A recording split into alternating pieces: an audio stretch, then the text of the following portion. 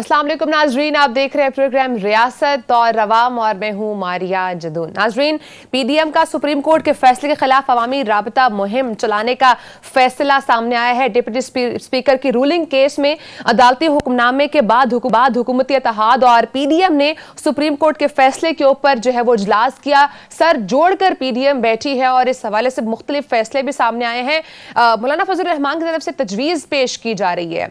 वो ये कह रहे हैं कि जो अदलिया का फैसला आया है उसके खिलाफ मुहिम जो है वो चलाई जा सकती है। इस पर प्रोग्राम में बात करेंगे कि ये जो इस वक्त पीडीएम जो तमाम फैसले कर रही है ये किस किस्म के फैसले हैं। चूंकि सियासी अदम इस्तेहकाम इस वक्त हम देख रहे हैं मजीद नाजरीन बढ़ता जा रहा है, तो शहरी इक़्तिदार में आखिरकार चल क्या रहा है, हुकूमत क्या सोच रही है, उस पर बात करेंगे। और जो लंदन और पाकिस्तान की क़यादत में इख्तलाफाती खबरें सामने आ रही हैं, इनमें कितनी हकीकत है, क्योंकि इस तरह की बातें सामने आ रही है कि हाउस ऑफ शरीफ के अंदर भी कुछ इख्तलाफात है, तो वो किस किस्म के इख्तलाफात है और किस चीज को लेकर इख्तलाफात है, उस पर प्रोग्राम में हम बात करेंगे। और पीडीएम का जो सरबराही इजलास हुआ है उसमें हुकूमती इत्तेहादी वो इस एस्पेक्ट से कैसे सोच रहे हैं, क्या पाकिस्तान पीपल्स पार्टी और बाकी मुख्तलिफ जमातें भी वही करेंगी जो इस वक्त नून लीग सोच रही है, और उसके साथ साथ जो पंजाब का इक़्तिदार है उसको खोने के बाद विफाकी हुकूमत में शामिल जमातों के पास क्या ऑप्शंस हैं, क्या कबल अज़ वक्त इंतखाबात की तरफ हुकूमती इत्तेहाद जा पाएगा या नहीं, क्योंकि पाकिस्तान तहरीक इंसाफ की इस वक्त एक ही रट है, एक ही मुतालबा है, और वो है कबल अज़ वक्त इंतखाबात के हवाले से। तो इसके ऊपर क्या हुकूमती इत्तेहाद जाएगा, कुछ डिसीजन लेगा या नहीं।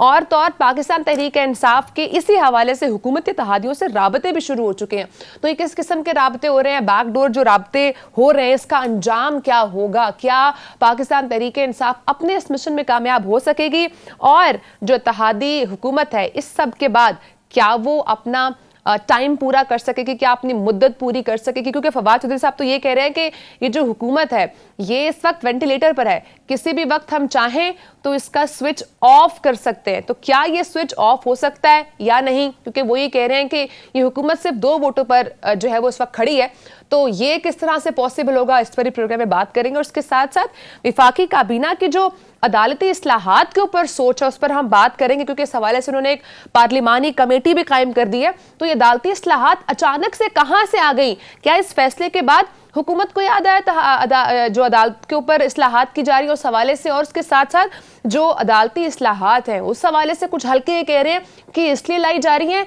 क्योंकि अदालतों पर दबाव लाना है। तो ये दबाव क्या इन इस्लाहात से आ पाएगा या नहीं, और किस किस्म के इस्लाहात मुमकिना हैं और किस किस्म के इस्लाहात के ऊपर इस वक्त हुकूमत सोच रही है, उस पर बात करेंगे। और उसके साथ साथ प्रोग्राम के आखिरी हिस्से में नाज़रीन हम बात करने जा रहे हैं सुप्रीम कोर्ट के लिए जो चीफ जस्टिस के नामजद 5 जजेस के नाम हैं उनको कसरत राय से मुस्तरद कर दिया गया है।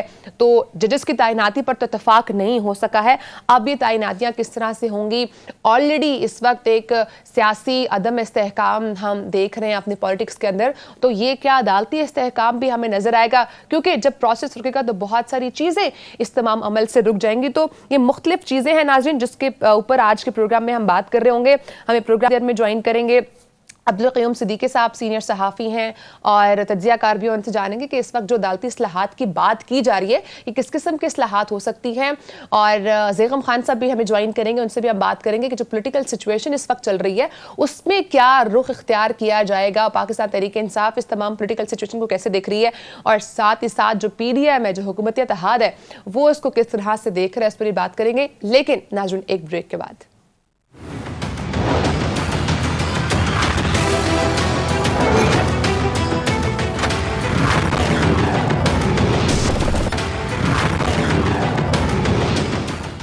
वेलकम बैक नाज़रीन। हमारे साथ स्टूडियोज़ में मौजूद हैं सीनियर जर्नलिस्ट हैं, तज्ज़ियाकार हैं अब्दुल क़य्यूम सिद्दीकी साहब, और हमें स्काइप के थ्रू ज्वाइन किया है सीनियर जर्नलिस्ट हैं, तज्ज़ियाकार हैं ज़ैगम खान साहब। सर बहुत शुक्रिया, आपने प्रोग्राम को टाइम दिया।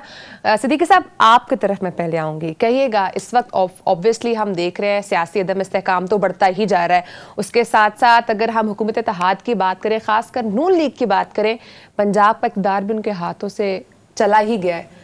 आज जो पीडीएम का इजलास हुआ उसको आप किस नज़र से देख रहे हैं, खासकर जो इसमें फैसले सामने आए हैं उनको, जो अवामी राबता मुहिम जो सुप्रीम कोर्ट के फैसले के ऊपर चलाने का आगाज़ कर रही है इस वक्त पीडीएम? دیکھیں مطلب جوڈیشل ریفارمز تو ایک بہت عرصے سے جو ہے وہ ایک معاملہ تو بنا ہوا ہے، اور صرف یہ تو ایک اس کہ فل کورٹ کا جو ایک ریکویسٹ تھی سپریم کورٹ سے، اور وہ نہ ہونے کے بعد جو ہے وہ آئی، تو ایک پرسیپشن جو ہے وہ تو بہت عرصے سے ہے. آپ یہ پرسیپشن تو نہیں، اب تو ریالٹی میں ہے، کیونکہ جب بھی آپ دیکھتے ہیں جو بھی امپورٹنٹ کیس دیکھتے ہیں، ایک سیٹ آف ججز جو ہیں وہی اس کیس کو سنتے ہیں اور بار بار وہی سنتے ہیں. تو اس سے ایک جو ہے عدم اطمینان تو پیدا ہوا ہے، اور پھر دوسری بات جو ہے وہ 63A جو یہ سارا پولیٹیکل کرائسس کریٹ ہوا ہے، وہ ہوا ہے 63A کی انٹرپریٹیشن سے، جس میں ووٹ شمار نہ کرنے کا کہا، اور جس کے بارے میں دو فاضل جج صاحبان کہتے ہیں کہ یہ ری رائٹ کیا ہے کانسٹیٹیوشن کو. تو اس کے بعد ظاہر ہے کہ یہ پھر اس وقت جب کہ ایک ووٹنگ ہو چکی تھی 16 اپریل کو، یہ 17 مئی کو آئی رولنگ، تو اس کی وجہ سے اس کا ایفیکٹ ہوا، اور پھر سارا ووٹ مسترد ہوئے، پھر رن آف الیکشن ہوا، پھر یہ ساری صورتحال جو اس کے بعد ہے. تو پھر ایک اور بھی کنٹروورسی کہ اگر پارٹی ہیڈ کی اگر ایک جگہ جو ہے وہ چل رہی ہے تو چوہے شجاعت حسین کا خط جو ہے وہ حرام کیوں ہے. تو یہ بات جو ہے وہ ظاہر ہے سمجھانے والی. اب یہ ایک اور کمپلیکیشن ہوگی نا، اب آپ کیسے سیٹسفائی کریں گے دوسرے لوگوں کو، جب سپریم کورٹ کہتے ہے کہ پارلیمنٹری پارٹی کی ڈائریکشن ہونی چاہیے، جو کہ کانسٹیٹیوشن کے مطابق بھی ہے اور اس میں بھی ہے.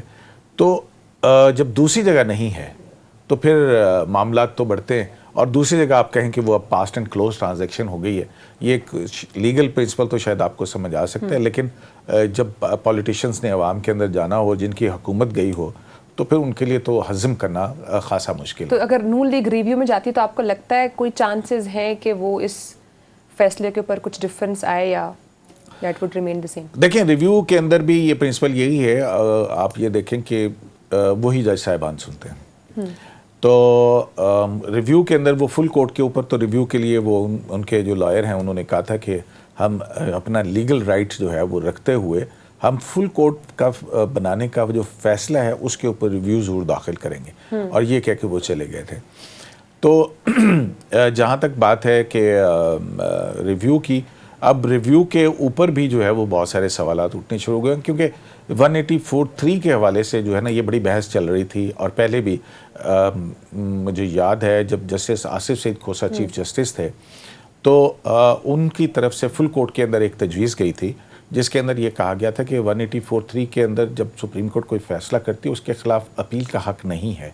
تو اس پہ انہوں نے کہا تھا کہ اگر ایسا ہو کہ جو جونیئر بینچ ہے، جو جج صاحبان از خود نوٹس لیں، یا 184(3) کی پٹیشن آتی ہے تو وہ پہلے جونیئر جج صاحبان جو ہیں وہ سنیں، جونیئر جج صاحبان کا ایک بینچ سنیں، اور اس کے خلاف ایک اپیل کا حق ہو جو بڑا بینچ سنیں، اور پھر ایک ریویو جو ہے وہ سنا جا سکتا ہے.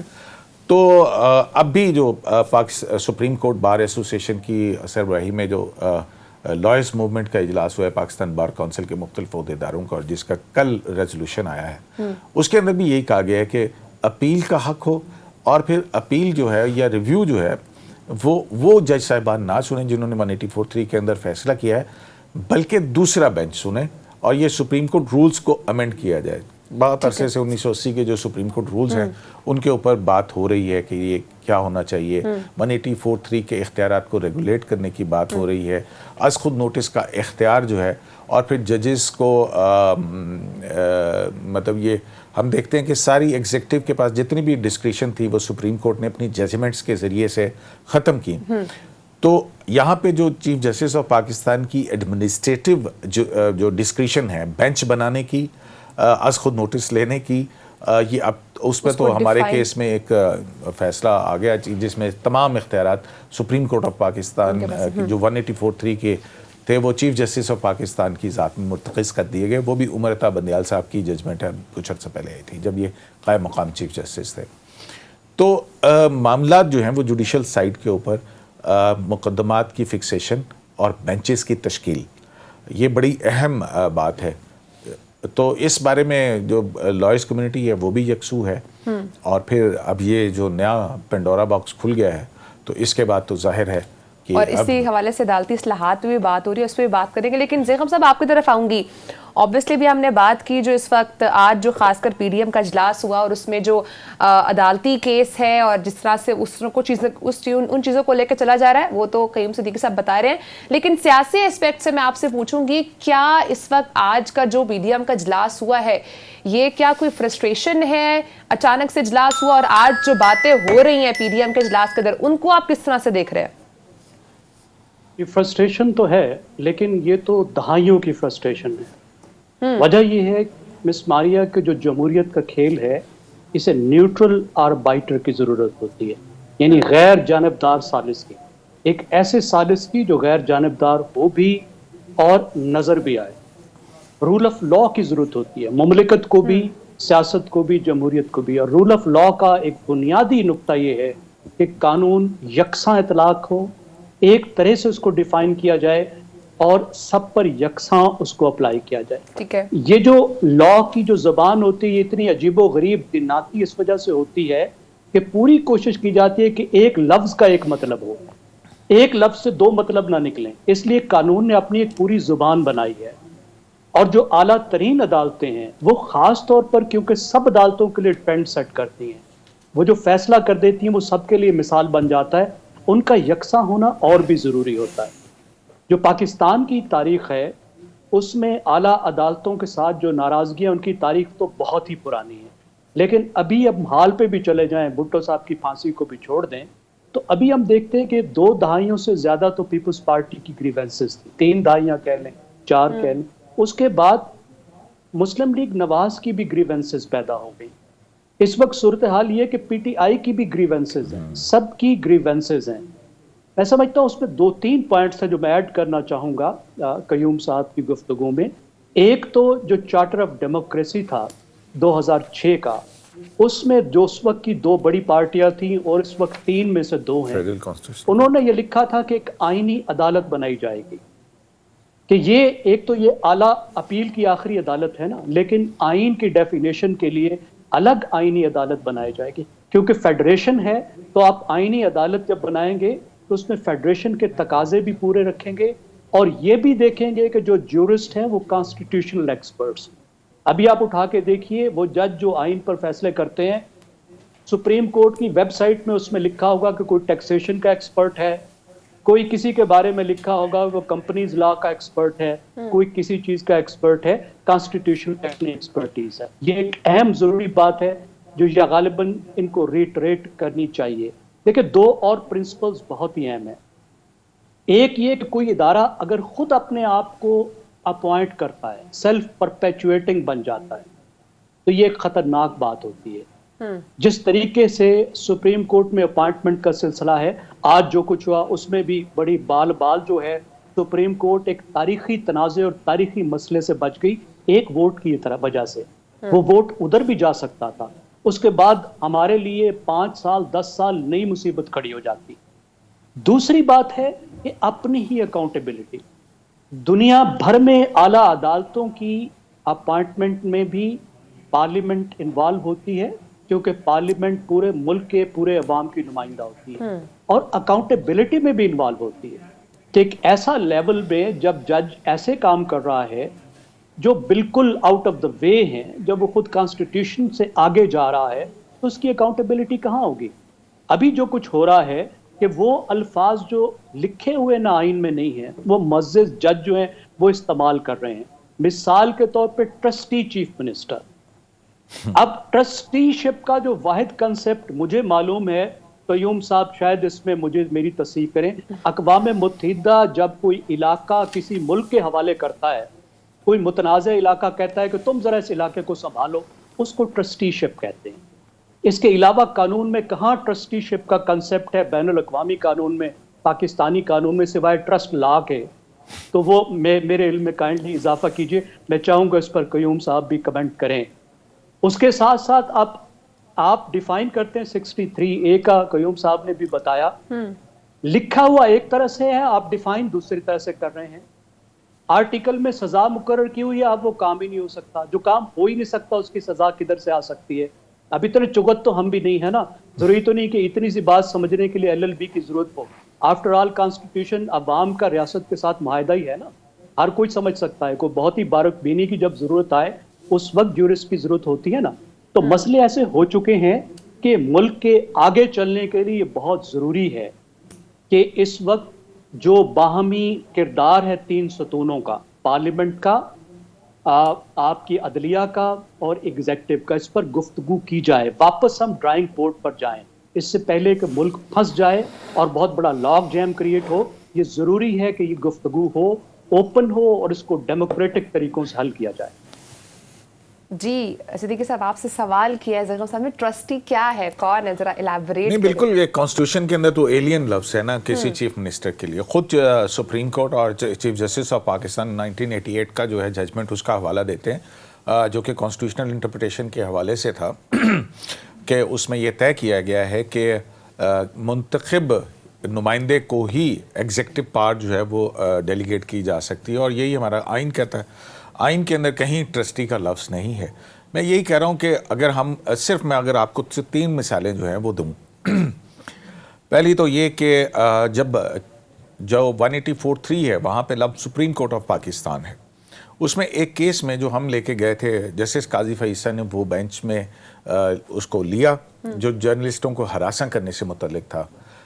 उस पे जब एक ऑर्डर पास हुआ तो वो ऑर्डर शायद कहीं किसी को बहुत नापसंद गुजरा कि उस पर चीफ जस्टिस ने अगले ही रोज़, जब वो कायम मुकाम चीफ जस्टिस थे, 5 रुकनी लार्जर बेंच कॉन्स्टिट्यूट किया और उसकी सरबराही खुद की, और फिर उसके बाद उसका जो आउटकम था वो उसमें उन्होंने कहा कि तमाम इख्तियारात का घंटा घर जो है वो चीफ जस्टिस ऑफ पाकिस्तान की ज़ात होगी और chief justice of Pakistan he as खुद नोटिस जो है वो ले सकेंगे।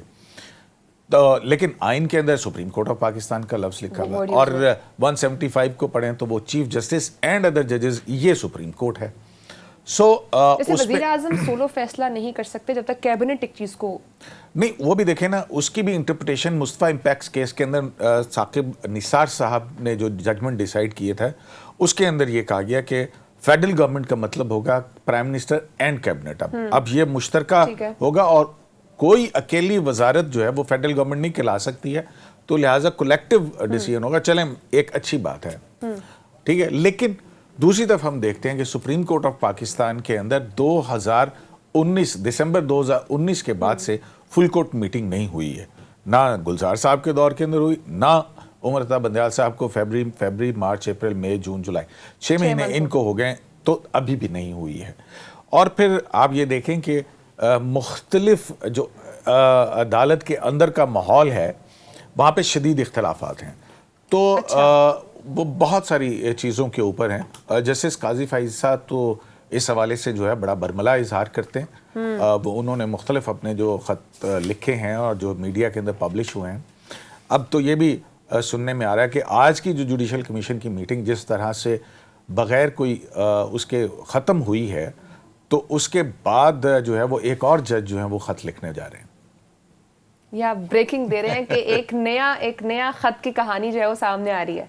तो जी मैं यही कह रहा हूँ कि अपने अंदर जो है ना, देखें हाउस अब यहाँ पे चीफ जस्टिस का सिर्फ इख्तियार है, बेंच कौन सा होगा, उस बेंच के अंदर जज साहिबान कौन से होंगे, कौन सा मुकदमा लगेगा और कौन सा नहीं लगेगा।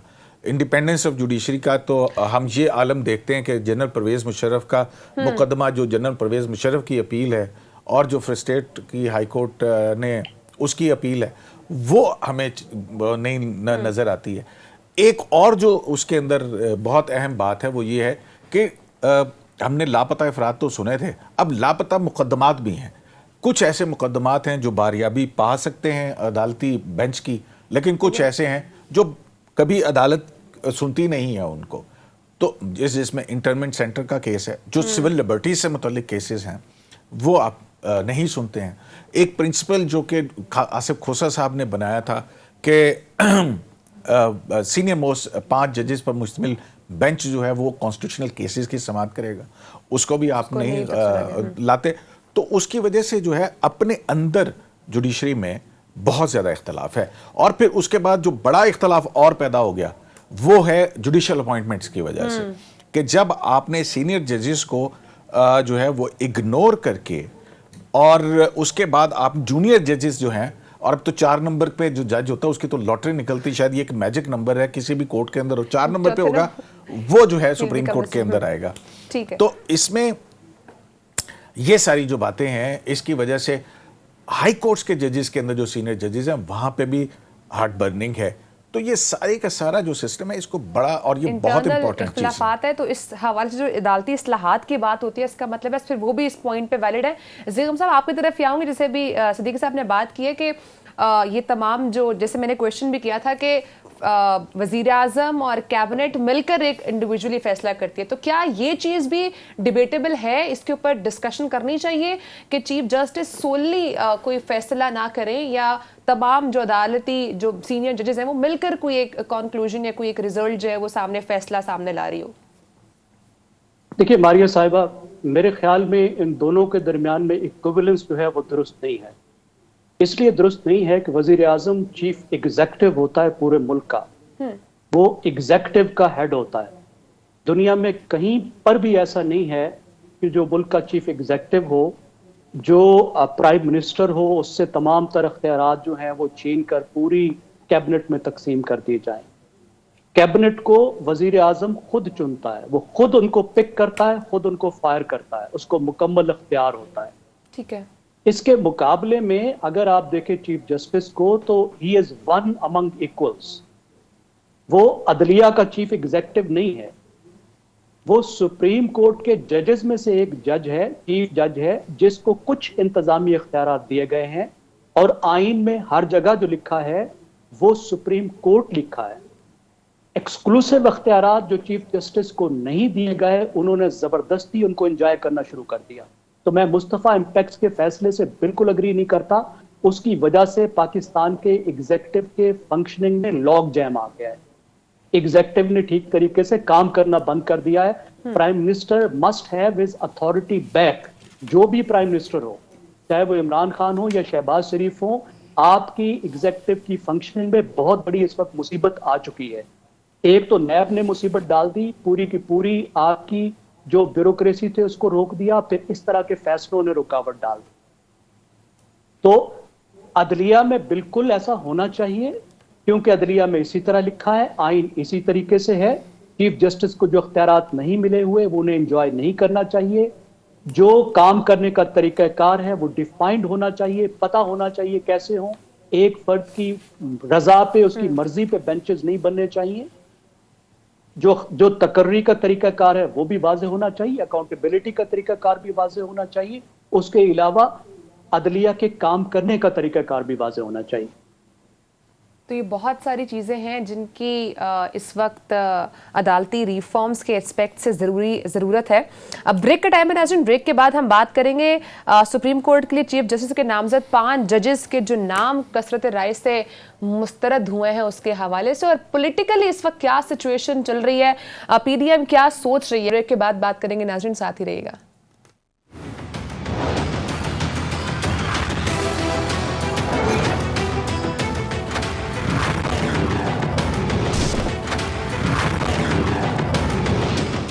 ویلکم بیک ناظرین. ہمارے ساتھ اسٹوڈیوز میں موجود ہیں سینئر صحافی ہیں، تجزیہ کار ہیں عبدالقیوم صدیقی صاحب، اور ہمیں اسکائپ کے تھرو جوائن کیا ہے سینئر تجزیہ کار ہے زیغم خان سر.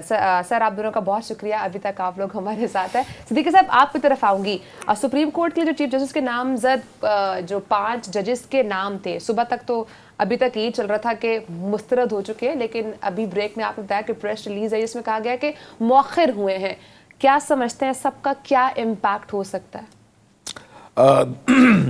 دیکھیں، جوڈیشل کمیشن کی جو ہمارے سورسز تھے ان سے 2 سورسز سے کنفرم ہوا کہ جب ووٹنگ ہوئی ہے 5-4 کی ووٹنگ سامنے آئی ہے، تو پھر اس کے بعد ابھی 2 جج صاحبان اپنی رائے دے رہے تھے کہ چیف جسٹس جو کمیشن کے چیئرمین بھی ہیں، ذرائع کے مطابق وہ انہوں نے میٹنگ پر روک کر دی، اٹھ گئی. عمومی طور پر ہوتا یہ ہے کہ اس کے بعد ایک رولنگ ہوتی ہے کہ ہاں ہوئی ہے یا نہیں ہوئی ہے.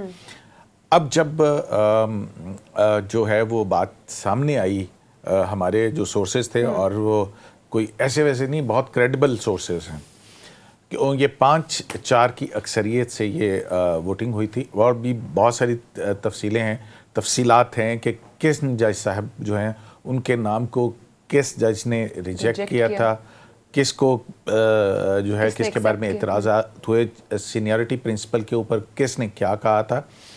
تو اس کے بعد اور وہ یہی جب بغیر کچھ بتائے میٹنگ کلوز ہو گئی تو اس کے بعد جو ہے وہ عمومی تاثر اور ہماری یہ رائے تھی.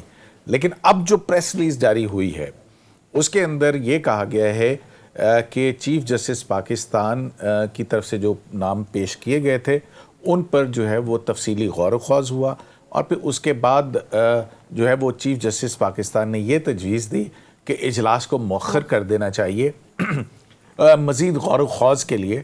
اور اس میں پھر یہ پہلی مرتبہ ہوا ہے کہ جوڈیشل کمیشن آف پاکستان کی پریس ریلیز آئی ہے. ادروائز جوڈیشل کمیشن کی میٹنگ کہا جاتا ہے یہ آف دی ریکارڈ ہے، اس کے اوپر نہیں ہوتا. تو یہ پہلی مرتبہ ہوا ہے ایسا کہ اس کے آج جو ہے جوڈیشل کمیشن آف پاکستان کے اجلاس کی میٹنگ کی پریس ریلیز جاری کی گئی ہے، اور اس کے اندر یہ کہا گیا ہے کہ جب ڈیٹیلڈ اس کے اوپر ڈسکشن ہوئی ناموں کے اوپر تو چیف جسٹس پاکستان جو کہ کمیشن کے چیئرمین بھی ہیں انہوں نے پرپوز کیا کہ اس کو ڈیفر کر دیا جائے. اور یہ پہلی مرتبہ ہوا ہے کہ اس میں بتایا گیا ہے کہ کون کون سے جج صاحبان نے کہا کہ ڈیفر کر دیا جائے.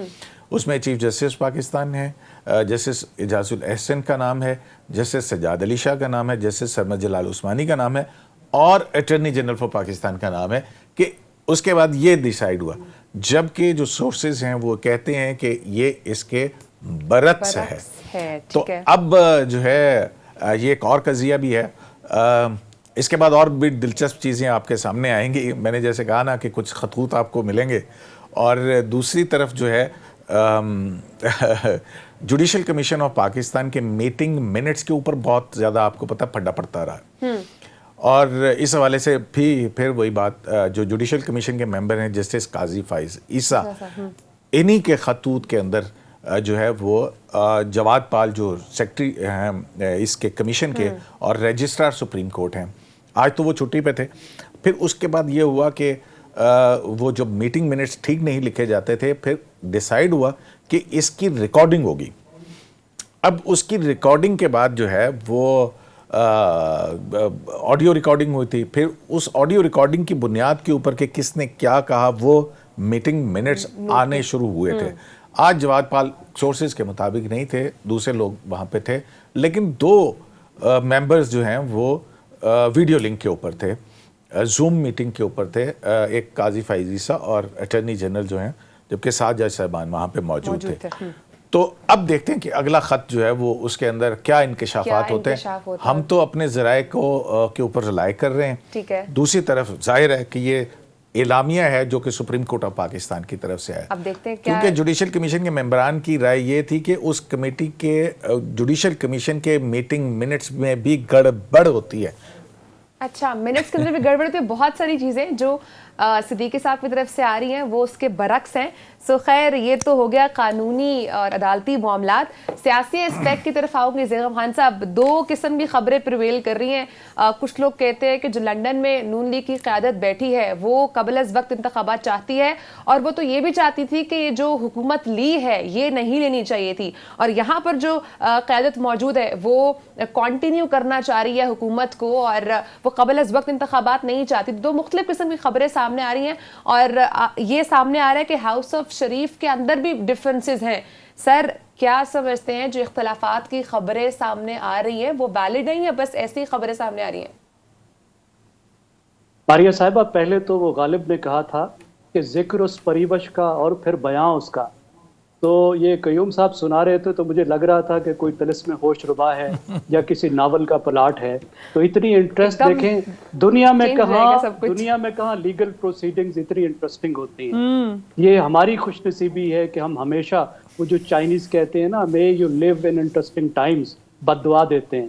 تو ہمیں بد دعا لگی ہے. نہیں، میرا خیال ہے کہ یہ زیغم صاحب بد دعا نہیں ہے. میرا خیال ہے کہ بہت ساری چیزیں جو ہیں وہ کھلنی چاہیے. دیکھیں، کچھ چیزیں ہوتی تھی پردے کے پیچھے ہوتی تھی.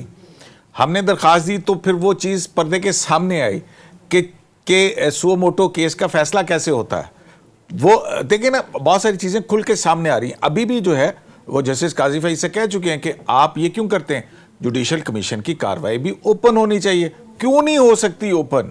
کیوں عوام سے چھپایا جائے؟ کیوں آئین کا آرٹیکل 19 کا جو حق ہے پاکستان کے عوام کا جاننے کا, اس کے تحت جوڈیشل کمیشن کی کارروائی کیوں نہیں ہوتی؟ وہ بند کمروں کے پیچھے کیوں ہوتی ہے؟ جب سب سے اہم چیز جو ہے عدالت کے اندر مقدمات جو ہیں, اب تو دنیا کہاں سے کہاں چلی گئی ہے, تو یہ کارروائی بھی ہونی چاہیے. پتہ لگے لوگوں کو کہ ہاں جی ہمارے مستقبل کے زندگی موت کے فیصلے کرنے والوں کی تقرری ہوتی کیسے ہے. درست. میں یہ کہہ رہا ہوں کہ شاید اگر دوسرے ملکوں میں اتنی دلچسپ کہانی نہ نکلے, اگر نکل بھی آئے تو, یا نکلتی ہوگی وہ تو خیر ویسے ہی عام طور پہ بڑا ٹرانسپیرنٹ ہوتا ہے. اب دوسرے دلچسپ جو آپ نے, اور اتنا ہی دلچسپ جو آپ نے سوال اٹھایا ہے ایک اور پریوش کا, اور مجھے پھر اس کے بیان کرنے کی دعوت دی ہاؤس آف شریف کی, وہ بھی میرا خیال ہے کچھ کم دلچسپ نہیں ہے کہ جس طریقے سے ہاؤس آف شریف نے اپنے آپ کو غرق کیا ہے. وہ شیخ رشید صاحب نے جو فرمایا ہے نا کہ وہ ایک پتھر آ رہا تھا اور اس کے نیچے آنا عمران خان نے تھا, لیکن دوڑ کے یہ آگے آ گئے. تو یہ بھی ایک ایسا کلاسک کیس ہے, اور ڈیفینیٹلی اس میں کوئی شک کی بات نہیں ہے. اگر یہ باتیں جو ابھی تک سامنے آئی ہیں کچھ فیملی کے اندر سکسیشن کی بیٹل کی, ہمیں معلوم نہ بھی ہوتا تو یہ اسیوم کیا جا سکتا ہے. دنیا میں کبھی نہیں ہوتا کہ کسی فیملی میں ایک سکسیشن کے مرحلے سے کوئی فیملی گزر رہی ہو, کتنی ہی روایتی کیوں نہ ہو, جہاں پہ اتنے سٹیکس ہو, اتنی پاور ہو, اتنی بڑی جو ہے وہ وراثت ہو, اس کے اندر اختلافات پیدا نہ ہوں. اور پھر خاص طور پر اس وقت کے دو لائنز جو ہیں وہ سکسیشن کی بن رہی ہیں. ایک نواز شریف صاحب کی اپنی لائن ہے, ایک شہباز شریف صاحب کی اپنی لائن ہے, اور دونوں لائنز میں سوچ کا بھی فرق ہے, انٹرسٹ کا بھی فرق ہے. مثال کے طور پہ دیکھیں کہ نواز شریف صاحب جو ہیں اپنے تمام بزنسز کو باہر لے جا چکے ہیں.